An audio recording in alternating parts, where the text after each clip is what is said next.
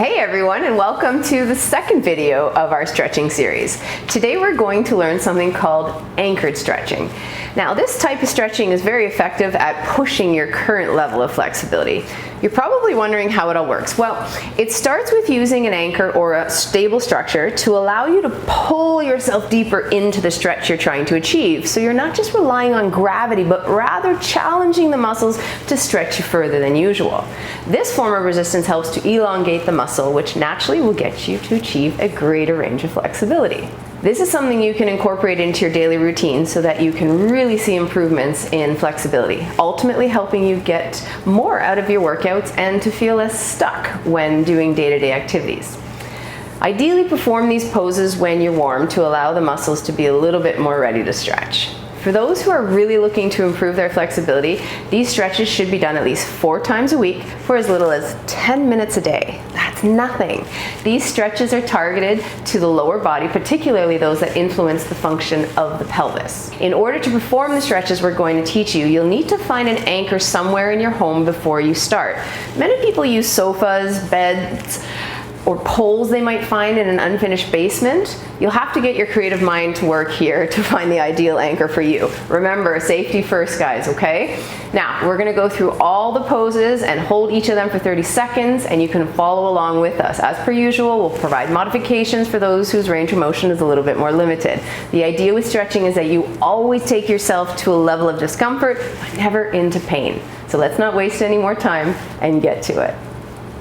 All right, so we're ready to get started with the anchored stretching. Hopefully you found your anchors. I'm going to be using my bike and Alina's going to be using a bench. Remember, we said that you can also use sofas or bed frames, those kind of things, anything that doesn't move. So just imagine that's more like a sofa, and if you happen to have maybe a cardio equipment, a treadmill or something, that works really well too. All right, so for this particular series of stretches, you're going to need at least 1 yoga block, and that's to make sure that the pelvis is properly lined up when performing these stretches. And we're going to go through all of them once, and then we'll go through them again a second time. All right, so here we go. The first one that we're going to do is called the forward fold. What you're going to need here is 1 yoga block, and you're going to place it under your bum. And you want to make sure you feel that yoga block on the sit bones, and then you want to almost feel like you're tipping forward on that yoga block. Alina's going to provide some modifications for those who don't necessarily have the same level of flexibility, so just keep an eye on her for those mods, and then have a look at me if you're more advanced and you want to take your flexibility to a new level. All right, so in the forward fold, we make sure the legs are straight, and then we reach for that stable anchor that we've found in our home, and then you just pull forward. And remember, when you're sitting on that yoga block, you should almost be able to stick your fingers underneath the back end, because you're tipping forward on your pelvis and you really feel those sit bones on that yoga block. And then from here, you're just gonna pull forward, and you're gonna let your head kind of go in and out between your arms. And this is a little bit of something called nerve flossing. And you can try and untether the nerve as it runs from the bottom of your tippy toes all the way to your brain and your skull. And you can also turn the head one way and then turn the head the other way. And then look all the way up, check to see how flat your back is, and then try that again. So hopefully you're feeling that stretch behind your calves, behind your thighs. You might even feel it a little bit in the arms at the top or even the lower back, depending on how much you're pulling. You can always change where you're pulling from. It's totally up to you where your level of flexibility is, but it's okay to also stay high, because staying high allows you to keep your back flat and focus on just pulling into the anchor. So that's your forward fold. And then the next one is the straddle. Alina's going to show you the half straddle. Okay, so we're gonna take the legs out wide. The yoga block stays under the bum, making sure you feel like you're tipping forward. Alina's gonna be bending 1 leg and only focusing on 1 straight leg. It all depends on where you're at with your flexibility. So now we're gonna do the exact same thing. We're gonna start hinging at the hips. The stretch doesn't happen here. okay? You've got to think about hinging at the hip, and that's the beautiful thing about the anchored stretches is you can grab high and allow your spine to stay flat while pulling yourself forward into the stretch. If you don't need the yoga block because you're already on the front of the sit bones, that's fine and that's great. Okay, but you can really pull yourself forward to challenge those inner thigh muscles. So all the way from the knee to the groin is where you should be feeling these stretches. And when you're doing the half straddle like Alina's doing, you want to make sure that you're really leaning into the straight leg. Okay, you want to feel all that weight reaching towards the straight leg, and you may even want to walk your hands over towards the straight leg to emphasize that inner thigh stretch. We're going to take a nice deep breath in and then let it go. Again, deeply in and then letting go. Good. You can also move your ankles in circles when you're in this pose, and you'll feel how the calves will also cause a little bit more tension to develop in those inner thighs as you move the ankles around. So that's really important to do as well. Okay, and then we come out of that. Then we're going to move into the butterfly. The butterfly pose, many of you are familiar with here. You just bring the soles of your feet together. Don't forget about your yoga block. Always put that yoga block there to start to make sure that your pelvis is in that forward position. If it was a vessel full of water, it would just be kind of spilling forward. And then again, that yoga block feels like it's tipping, and you just reach for your anchor and you pull forward. And depending on your flexibility, you might need to lower your pull on your anchor. You may need to even move further back away from your anchor to get a better pull in this stretch. And then you just come right down. Take those nice deep breaths in and out. For this one, you're feeling this right in the hip joint itself.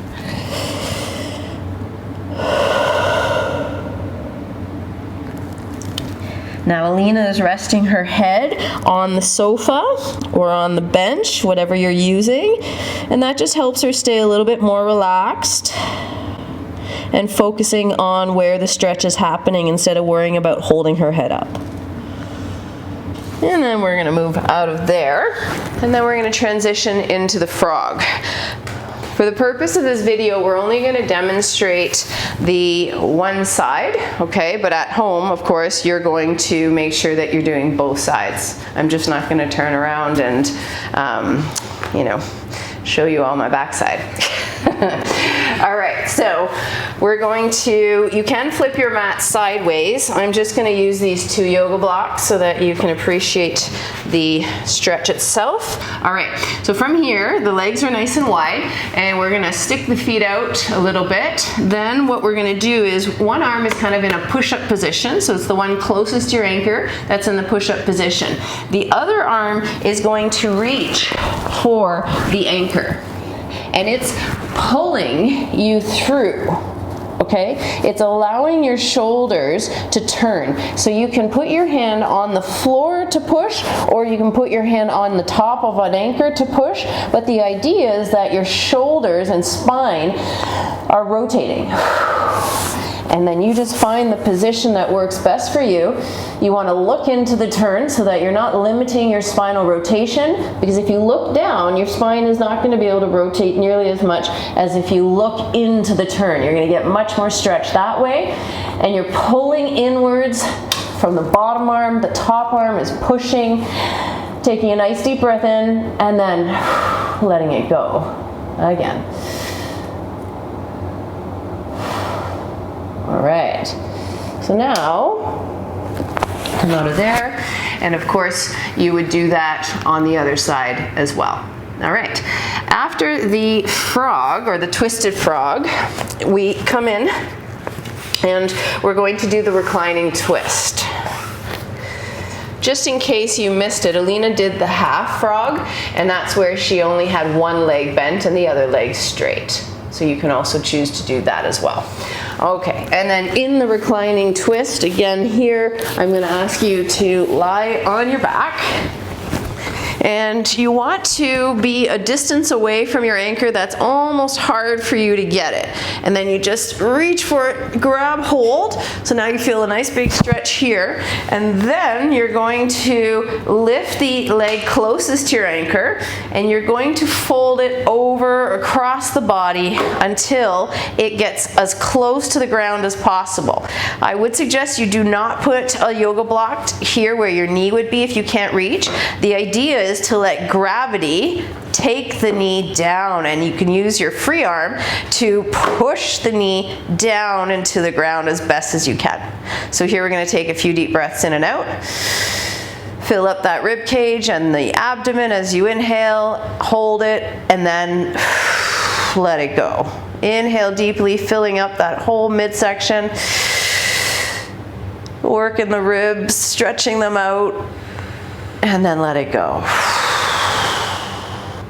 As you become more flexible, you're going to feel that this becomes attainable much sooner. It may take a few weeks before you start feeling your muscles just letting go. If they're accustomed to stretching, that's what they'll do when you give them the signal it's time to stretch. They'll be like, oh, okay, and then they'll just let go faster. But that takes a lot of training and a lot of commitment to your stretching and flexibility. So don't rush this. Just let yourself be patient. Let it take the time that it's required to take. And just enjoy the fact that you're taking time to stretch your body out. All right, and so of course the reclining twist on the other side would be necessary here.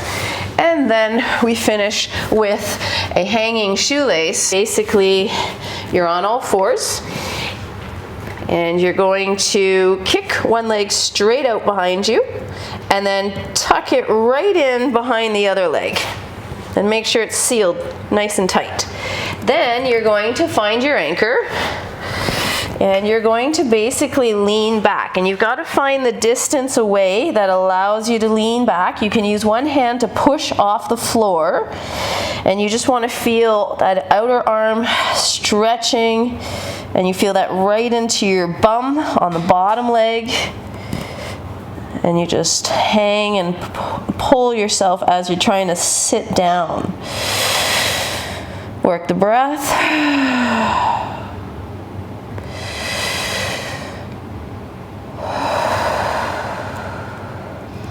Okay. And this one we will show you 2 times.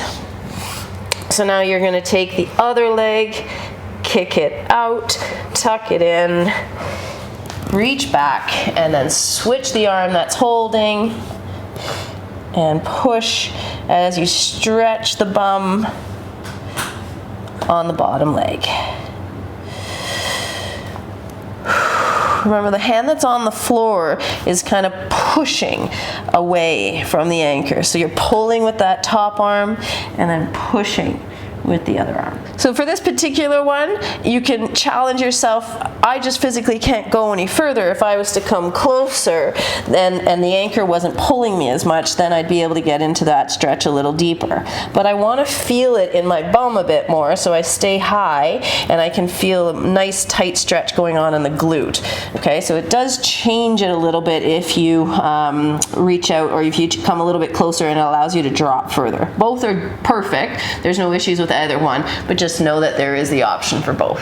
All right, so there you have it. We've completed all the anchored stretches. Don't forget that you'll want to do these stretches at least twice, all of them twice, and hopefully you were able to experience some greater range of motion in your flexibility today compared to what you've previously done in the past if you've attempted these type of stretches.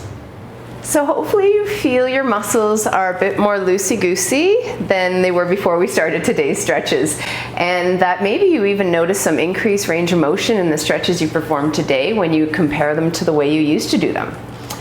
Don't forget that these stretches need to be done at the very least 2 times in a row, which means you're going to do all of them once and then repeat all of the stretches again a second time. This is how you're going to reap the greatest benefits from these stretches.